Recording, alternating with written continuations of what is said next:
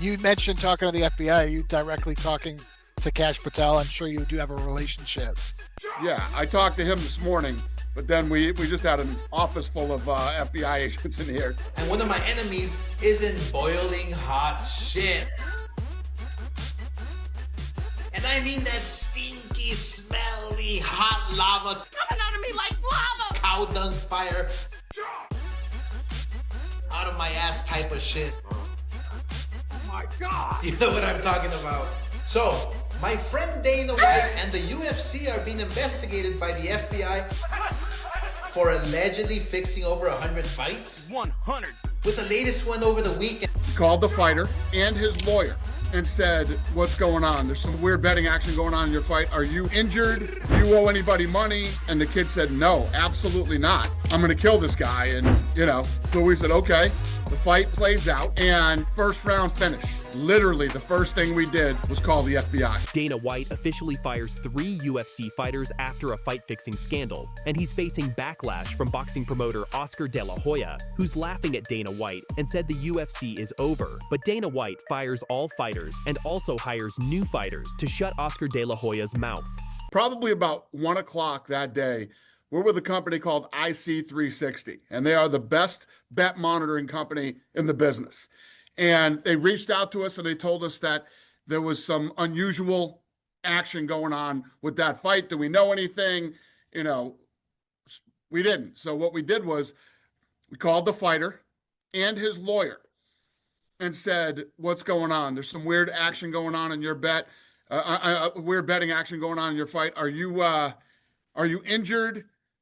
Do you owe anybody money? Has anybody approached you to, and the kid said, no, absolutely not. I'm going to kill this guy. And, so we said, okay. The fight plays out and first round finish by rear naked choke. Literally, the first thing we did was call the FBI. What you're about to hear involves serious allegations that could shake combat sports to its core. The UFC is currently embroiled in a potential fight-fixing scandal that has led to an FBI investigation, multiple fighter releases, and a war of words between Dana White and boxing legend Oscar De La Hoya. He's gonna tap. He's gonna tap. He's acting like he's trying to get out of it because he's trying to sell it. This is insane. This is actually insane. FBI, please investigate this because this was a fixed fight. It was a fixed fight. Isaac Dulgarian was minus 270 hours before the fight. Money comes in on Yadier del Valle, money line, and to finish in round 1. That was a fixed fight. FBI, investigate it now. Okay, you just got the NBA. Now check out the UFC. That was a fixed fight. It all began last Saturday night at UFC Vegas 110. Isaac Dulgarian, a featherweight fighter and heavy betting favorite, faced Yadier del Valle in what should have been a routine undercard bout, but nothing about this fight was routine. Dana White revealed that the UFC immediately contacted Dulgarian and his lawyer, asking point blank, "Are you injured? Do you owe anybody money? Has anybody approached you?" Dulgarian's response? "No, absolutely not. I'm going to kill this guy." Hey, I said, don't bet on me unless you're paying me some percentage. I'm doing all the work. That's how I feel about it. You know what I mean? Like, I work my ass off every day. I'm trying to support a family with this. And I think they should put some type of clause, like 3 or 5% of what you make goes to the fighter, So that's how I think they should do it, because we're the ones putting our lives on the line. We're the ones, sacrificing everything, training all day long, losing a social life, all that type of stuff. So, yeah, if you're betting on me, I want some of it. Then the fight happened. Dulgarian offered virtually no resistance and was submitted via rear naked choke in the first round. The performance was so suspicious that multiple major sportsbooks, including Caesars, immediately announced they would refund all bets placed on Dulgarian. Dana White's next move? He walked straight from the octagon to his office and called the FBI. The UFC is not rigged.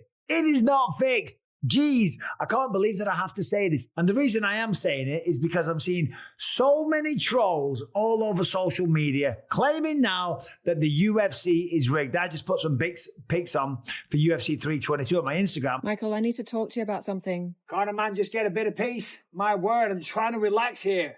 Sorry, I just wanted to talk about UFC 322. Whoa. UFC 322? That is my world. What do you want to know, babe? And everyone's like, how do you even make picks and bet on this sport when it's fixed, when it's staged, when it's rigged? Absolute goddamn nonsense, okay? This is number one bullshit. You know it. I know it. There's a lot of people out there, though, they like to talk shit. They like to rip on the UFC. You know who they are? It's the usual suspects, and they're making a mountain out of a molehill because this is an opportunity to talk badly about the UFC. This isn't Dana White just talking tough. The UFC president revealed in an interview with TMZ that he met with FBI agents twice on Monday, with an office full of FBI agents at UFC headquarters. He's also been in direct contact with FBI Director Kash Patel. White didn't hold back with his warning to fighters. If you try to do this, we will be your worst enemy. We will immediately go after you, guns a-blazing, with the FBI and whoever else we need to get, and we will do everything we can to make sure you go to prison. But then we just had an office full of FBI agents in here. So, you know, we if you try to do this, I've been very vocal and very open about this. We will be your worst enemy. We will immediately go after you, guns a-blazing, with the FBI and whoever else we need to get. And we will do everything we can to make sure you go to prison. Isaac Dulgarian was cut from the UFC immediately, and the Nevada Athletic Commission moved to withhold his fight purse. But White made it clear, there's no proof yet, but it definitely doesn't look good. There's no proof that he's done this yet, but I can tell you this, it doesn't look good. It definitely doesn't look good. What makes this even more serious? Multiple UFC fighters came forward on social media claiming they've been approached about throwing fights. Lando Venata claimed he was approached 7 times. Vince Morales mentioned a $70,000 offer, and Vanessa Demopoulos said people have approached her as well. But here's where it gets messy. Several of these fighters quickly walked back their claims.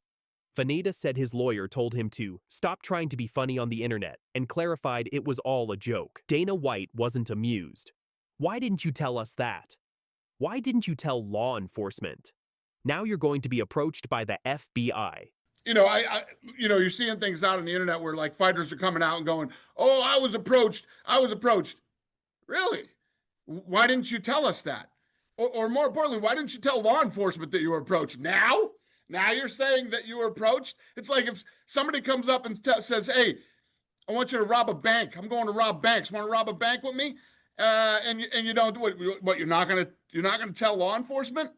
It's really weird that fighters are coming out now saying they were approached, and they're going to be approached now by the FBI. While Dana White was dealing with federal investigators, his longtime rival Oscar De La Hoya saw an opportunity to strike. The boxing legend posted a scathing video on Instagram, absolutely reveling in the UFC's crisis. News came out this week that I cannot ignore, and one of my enemies is in boiling hot shit, De La Hoya said with a smile. My friend Dana White and the UFC are being investigated by the FBI for allegedly fixing over 100 fights. Was anybody really surprised? No. But news came out this week that I cannot ignore, and one of my enemies is in boiling hot shit. And I mean that stinky, smelly, hot lava coming out of me like lava. Cow dung fire out of my ass type of shit. Oh my God. You know what I'm talking about. So, my friend Dana White and the UFC are being investigated by the FBI for allegedly fixing over 100 fights. 100. With the latest one over the weekend, that was incredibly suspicious. I mean, wow. Is anybody really surprised? Hell no. He called TKO, the UFC's parent company, scumbags, and warned them to stay away from boxing, get the FCK out of our sport. Everything you touch turns to absolute shti. And now you have the FBI crawling up your ass. Good fucking luck. Get the fuck out of our sport. Now get the fuck out of here. Everything you touch turns to absolute shit. He's shit everywhere. Hoya's attack wasn't just about the scandal. He pivoted to criticize the UFC's support for changes to the Muhammad Ali Boxing Reform Act, legislation that would give promotions more control over fighters. Similar to the UFC model, Dana's shirt is definitely stressed at this point, and he's having a terrible week, De La Hoya concluded. But guess what? I'm having a great week. And my understanding is that this is not an isolated incident. And what I mean by that is I have talked to multiple people who have either experienced or know of others who experienced situations where they have been approached about their willingness to do something like this. So I have been told by multiple people that they have been approached, they have been talked to and said, are you interested in this? Are you interested in throwing a fight for X amount of dollars? I've been trying to tell you guys, these TKO guys are scumbags. And now they're trying to change the Muhammad Ali Act to fuck boxers over. Get the fuck out of our sport. Now get the fuck out of here. Everything you touch turns to absolute shit. He's shit everywhere! And now you have the FBI crawling up your ass? Good fucking luck. I mean, look, is there any young boxer who is crazy enough to fuck their careers by signing with your shit league? No. They want their own rules. They want their own belt, their own ring, their own sanction to do exactly what they've done with the UFC. It's all a fugazi. Which landed them a $400 million suit from former fighters and now a federal investigation into illegal activity. We just had an office full of FBI agents in here. I mean, we'll see how that pans out. Dana's shirt is definitely stressed at this point, and he's having a terrible week. Firstly, what do you think about that? Oh, my friend and training partner has just got to the UFC. So, like, he's potentially like 2 or 3 wins away from like a title shot. So the thing is, if I'd never won a title, I'd never touched gold before, we would have to fight. But now I've done it, I would be like, I'll vacate it and he can have his time. You know what I think about that before you even ask me. I hate that, many friends, relatives, name it, have all fought each other before. It doesn't determine whether you are friends with somebody or you hate somebody.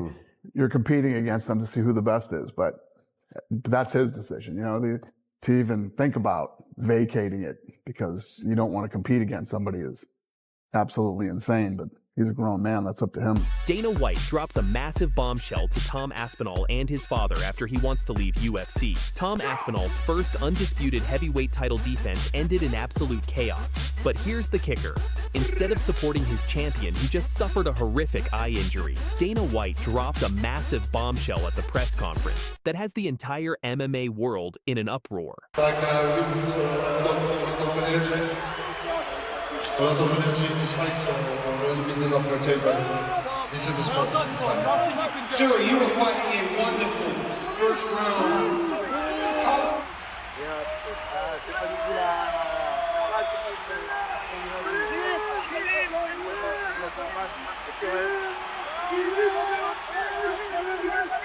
From the brutal double eye poke that ended the fight, to Dana's shocking comments at the press conference, to the MMA community's explosive reaction UFC 321 Abu Dhabi, Tom Aspinall, the newly crowned undisputed heavyweight champion, is making his first title defense against the crafty Frenchman Cyril Gane. The fight was competitive. Gane was moving well, using his footwork and technical striking. Tom was loading up on power shots, showing new techniques we'd never seen before, including a high kick that surprised everyone.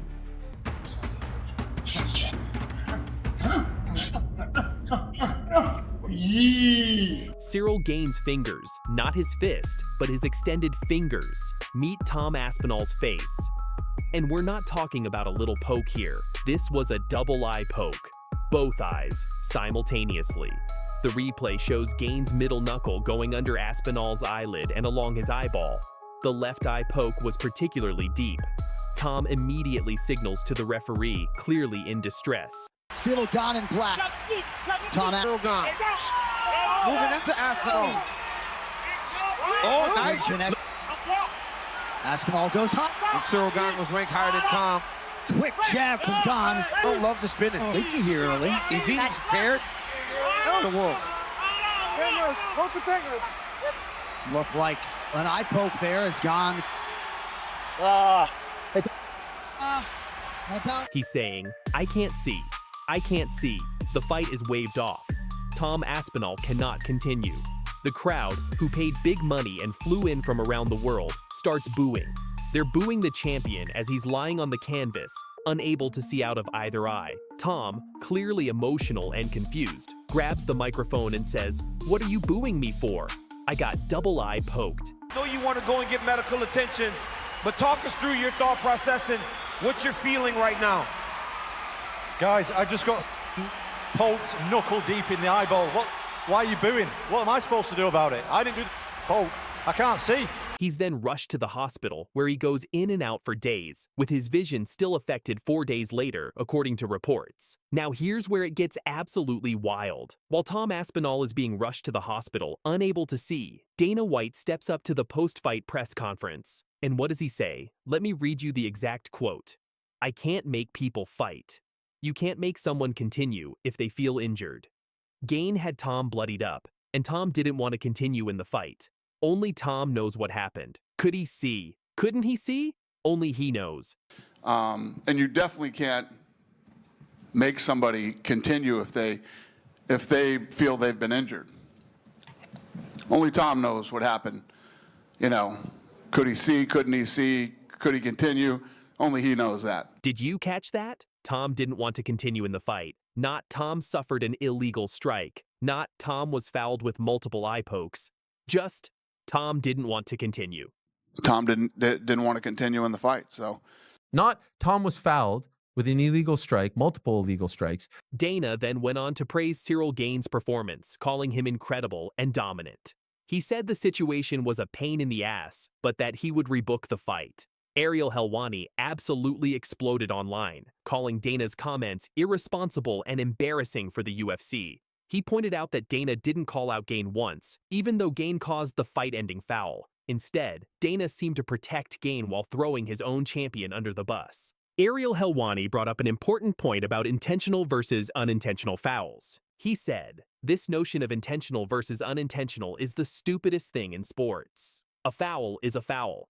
You don't see NBA referees converging to ask if a player meant to commit a foul. The ball just goes the other way." This notion of intentional versus unintentional is the stupidest shit in sports. Period. Period. You don't hear it anywhere else. Let me ask you guys a question. Yesterday, I'm watching the New York Knicks against the Miami Heat. Crucial juncture of the game. Knicks are down like 8 or so. They have the ball. Josh Hart gets called for an offensive foul.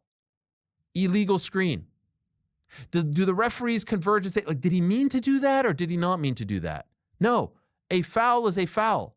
Ball goes the other way. And he's right. Whether Gane meant to poke Tom in the eyes or not, it's still an illegal strike that ended the fight. Michael Bisping, a former UFC champion who famously fought with one eye, defended Tom's decision. He said, "If you can't see, you're allowed to say you can't see. Tom is the champion of the world. He doesn't want to go out there when his vision is impaired and potentially lose a fight that was shaping up to be difficult." The reality is, if he can't see, tell the truth. If you can't see, you're allowed to say you can't see. People Yeah. might point at me and say, "Well, you fought with one eye." Yeah, that was a secret because I shouldn't have been fighting. You know, Tom is the champion of the world. He doesn't want to go out there when his vision is impaired or vision is massively affected and potentially lose a fight that was shaping up to be a difficult fight. Even the analysts noted that this wasn't a one-sided beatdown. Yes, Tom had a bloody nose. Yes, Gane was fighting well, but Tom was landing nasty shots too. The fight was competitive, and there's no evidence that Tom was looking for a way out, as some suggested. The betting odds tell the story.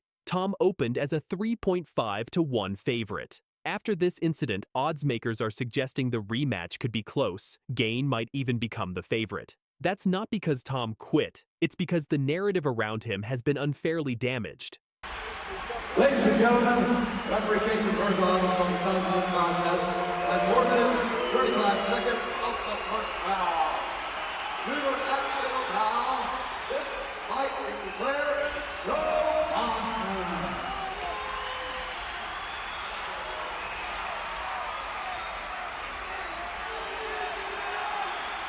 I'm here with Tom. First, just weeks before UFC 321, Tom appeared on the She XT Gigs podcast and said something that clearly irritated Dana. Tom's friend and training partner, Ante Delija, had just entered the UFC's heavyweight top 10. Tom said if Delija ever fought his way to a title shot, Tom would vacate the belt rather than fight his friend. Tom explained, "If I'd never won a title, I'd be like, we have to fight because that's my dream. But now I've done it. I'd vacate IT, and he can have his time. I wouldn't fight him. No chance. He's one of my genuine friends. There's some stuff to me that's more important than money and titles." So the thing is, if I'd never won a title, I'd never touched gold before, we would have to fight because that's my dream. Yeah. Well, now I've done it, I would be like, I'll vacate it and he can have his time. Fair. Really? So if it comes to it, you're just not fighting him? I wouldn't fight him. No chance. Fair. No chance. Damn. Fucking no. Props. That's really? Yeah. That's, so I've got guys who I train with, of course, and I've trained with them for years and stuff. And I've got other guys who are my like genuine friends. Yeah. And he's one of like my genuine friends. I would never like there's some stuff to me that's like more important than like money and titles. And like I say, I've won the title. I've done that.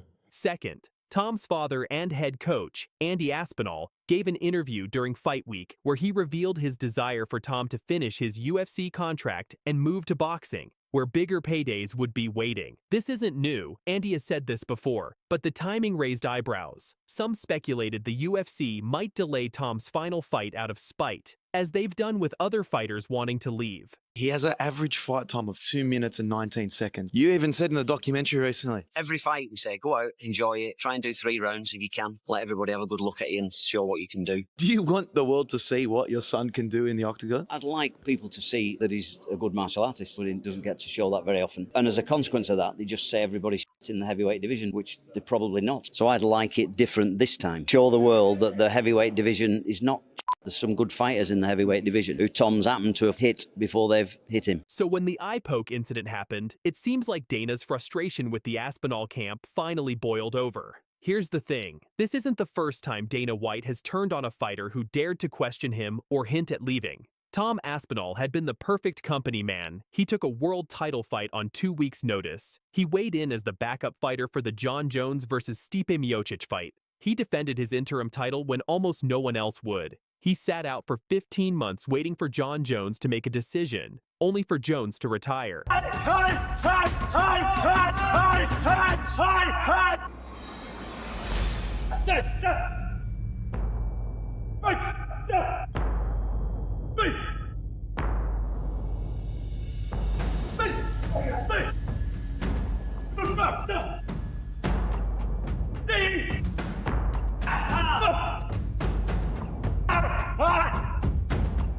The most heartbreaking moment came from Tom's father, Andy Aspinall. In footage that emerged after the fight, you can hear the genuine fear and concern in Andy's voice. He said, "It might be that he lost his eye." It's just a horrendous thing to think as a parent, really. If it's just your son, and they could lose an eye, and their health, and they've got children to look after, something needs to be done about it. Mike Bisping, he lost his eye. And it's just a horrendous thing to think as a parent, really. And I know what it's like these days with people saying what they want, but if it's just your son, and they could lose an eye, and their health, and they've got children to look after, something needs doing about it. Yeah.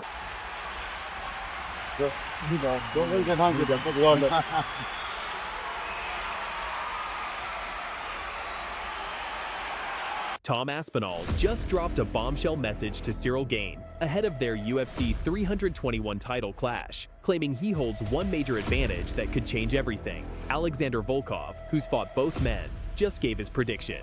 All right, let's start with the champion himself, Tom Aspinall.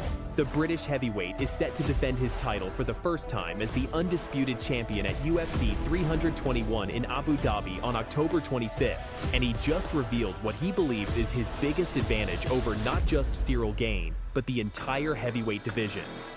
I think if I hit anybody, I can knock anybody out. And I think that Cyril is no exception, but obviously there are some weaknesses in his ground game that we've seen, but I'm sure he's improved. Do you know what I mean? This is an MMA fight. It can go anywhere, so I'm sure we'll both be ready for anything. Aspinall claims that because his fights end so quickly, we're talking an average fight time of just over 2 minutes. His opponents have barely any footage to study. Think about that. This is his 10th UFC fight, but he says people have only seen 10 to 20% of what he can actually do. In his own words, "If I can go through my career and nobody is seeing me do anything, that's ideal for me because each long fight, the opponent gets to see more and more. Right now, I've got a lot of UFC fights, but people have only seen 10 to 20% of what I can actually do. And that is just a massive advantage." Cyril tweeted that he thinks you should be careful what you wish for, and he'll see you in Paris. How do you think you match up against Cyril? I better be careful, apparently. Yeah. I think I match up pretty well against him. I think I'm equally as fast as him. I move equally as well. The difference is I can grapple. I've got a lot of power. And I think that's pretty undeniable at this stage of my career. I've got a lot of knockouts on my record, mate. I have to touch you once, and I wasn't even throwing heavy tonight. I thought it was going to be a 5-rounder. I didn't mean to knock him out. I was pretty sure that that was going to be a 5-round fight tonight, and just takes one shot, mate, at heavyweight, especially with me throwing him. Let's put this in perspective. Aspinall needed just 60 seconds to destroy Curtis Blades in their rematch last summer. 60 seconds. That's not even enough time to grab a beer from the fridge.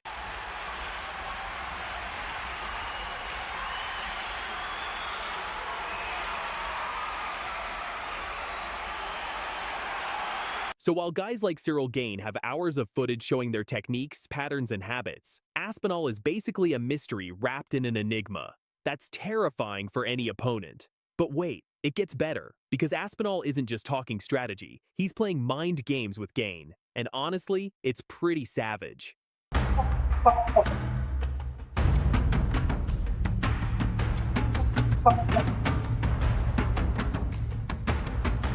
Cyril Gane recently appeared in 2 movies, KO, which came out this summer, and Den of Thieves 2 with Gerard Butler at the beginning of the year. Now, there's nothing wrong with fighters expanding their brand, right? Well, Aspinall thinks otherwise. The British champion took a shot at Gane's commitment, saying, and I quote, "I wouldn't do a Netflix documentary for $50 million while I'm still actively fighting. No chance, you couldn't pay me enough money to do it. I'm 100% committed to my craft. 100%, $50 million.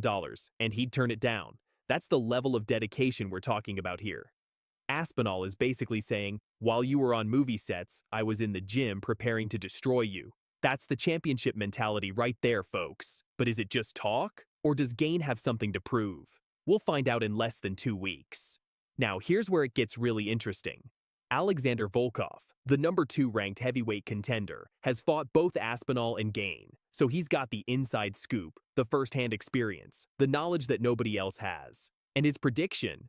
It's complicated. Volkov calls it a straight-up 50-50 fight. He acknowledges that Gane has incredible movement, great legwork, and has dramatically improved his grappling game. But, and this is the key, when asked who looks better, Volkov said, and I quote, "On paper, when I fought both of them, Tom Aspinall looks better." 50-50, I think. 50-50. Yeah. So, yeah. Both of them are good, and Cyril Gane he's really good on his movement, on his legs and everything, and he's not so bad grappling now. He starts working a lot on his grappling and his ground skills. So I think it's 50-50. It depends how fight starts, how both of them will be prepared to the fight for each other, and I saw that Gane will be motivated a lot to the fight to get the belt. It's 50-50, but on the paper, when I fought with both of them, Tom Aspinall looks better. But then he added, in the fight, it could go either way. But in the fight, it could be like in any ways. Let's break down Volkov's experience with these guys. He fought Gane twice, June 2021 and UFC 310, losing both times by decision, with the second being a razor-thin split decision. He fought Aspinall at UFC London in March 2022. He's still giving Aspinall the edge on paper. That tells you everything you need to know about how dangerous the British champion really is. Aspinall recently made a bold statement about his training partner and genuine friend, Ante Delia, who just made his UFC debut and beat a top 10 opponent at UFC Paris last month with a brutal stoppage.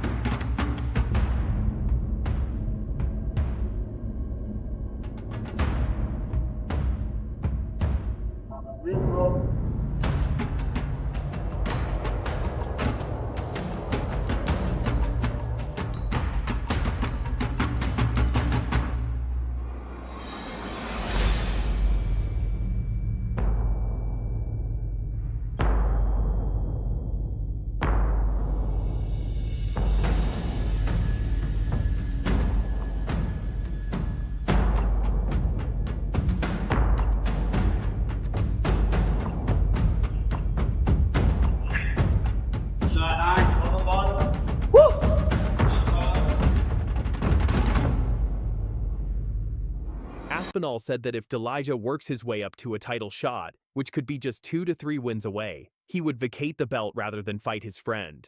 Let me repeat that. The heavyweight champion of the world would give up his title rather than fight his training partner. In his words, if I never won a title, I never touched gold before, we'd have to fight. Because that was my dream. But now that I've done it, I'd vacate and he could have his time. I wouldn't fight him. No chance. He's one of my genuine friends, and there's some stuff to me that's more important than money and titles. So the thing is, if I'd never won a title, I'd never touched gold before, we would have to fight because that's my dream. Yeah. But now I've done it, I would be like, I'll vacate it and he can have his time. Fair. Really? So if it comes to it, you're just not fighting him? I wouldn't fight him. No chance. Fair. No chance. Damn. Fucking no. Props. That's my really? Yeah. That's So I've got guys who I train with, of course, and I've trained with them for years and stuff. And I've got other guys who are my genuine friends. Yeah. And he's one of my genuine friends. I would never there's some stuff to me that's more important than And speaking of training partners, Aspinall also trains with Phil DeFries, who was cut from the UFC over a decade ago, but has gone on to record 12 consecutive heavyweight title defenses in KSW. That's the level of talent Aspinall surrounds himself with daily. Now, we've got to talk about the elephant in the room, or should I say the GOAT in the Twitter feed. So let's break this down. What do we actually have here? Aspinall's advantages. Lightning fast finisher with minimal tape to study 100% focused on fighting, no distractions. Home advantage with the British fan base. Currently ranked number 8 pound-for-pound momentum as the newly crowned undisputed champion. Gains advantages. Former interim champion with title fight experience. Vastly improved grappling game. Exceptional striking and movement. Highly motivated to reclaim championship status. Experience against top-level competition.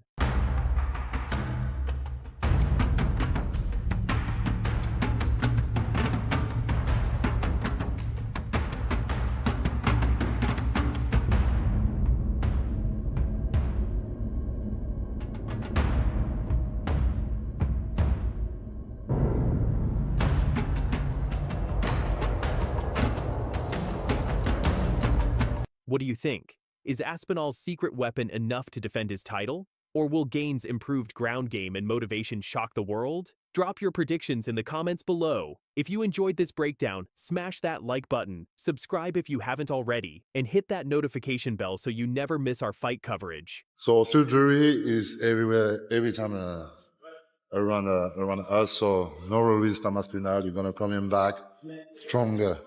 Really, my man.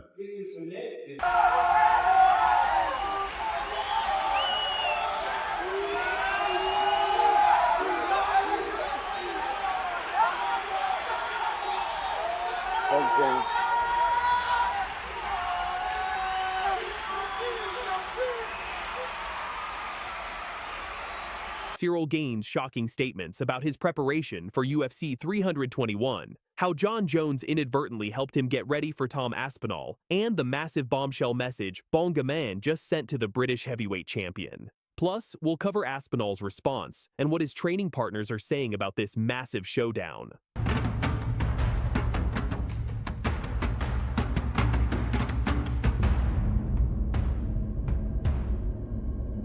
On October 25th at UFC 321 in Abu Dhabi, we're getting one of the most anticipated heavyweight title fights in recent memory. Tom Aspinall, the current undisputed UFC heavyweight champion, will make his first title defense against former interim champion Ciryl Gain. Last minute. Foot drop stop. Last minute. Foot drop stop. Now, here's where it gets interesting. This isn't Gainey's first rodeo when it comes to heavyweight title fights. In fact, it's his third attempt at capturing undisputed gold. His first shot came at UFC 270 against Francis Ngannou. That didn't go his way. His second came at UFC 285 against Jon Jones, and that one lasted just one round before Jones submitted him. So Gain comes into this fight with everything to prove. He's the underdog, he's faced criticism about his ground game, and he's got the weight of 2 previous title fight losses on his shoulders. But according to his recent statements, he's more ready than ever before.